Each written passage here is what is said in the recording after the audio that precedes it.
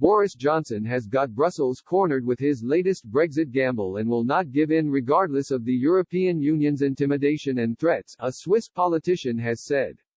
Roger Koppel, a member of Switzerland's National Council, also believes his own country must take a leaf out of the UK's book as it gears up for a crunch referendum on its free movement deal with the bloc. Mr. Koppel lavished praise on the Prime Minister in a candid opinion article for Weltwoche, the Swiss magazine of which he is the editor-in-chief, entitled Boris Johnson's Lessons for Switzerland. He wrote, "Johnson tests the resistance of his opponents. His calculation is, Brussels desperately wants a contract. Because of Northern Ireland, they want risk breaking off. We don't know whether this is true. But Johnson has the others cornered. His strength is enormous because he is ready to get out of the negotiations even without an agreement."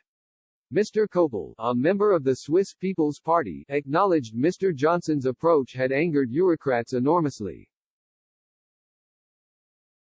He said, "Of course, the EU is bluffing against it with all its might. They foretell the end of the British and endless poverty, should they oppose Brussels." In a reference to Switzerland's often strained relationship with the EU, he added, "Does that sound familiar to us? Intimidation, threats and brutal chess moves are part of everyday life in negotiations. Good governments hold out without giving in."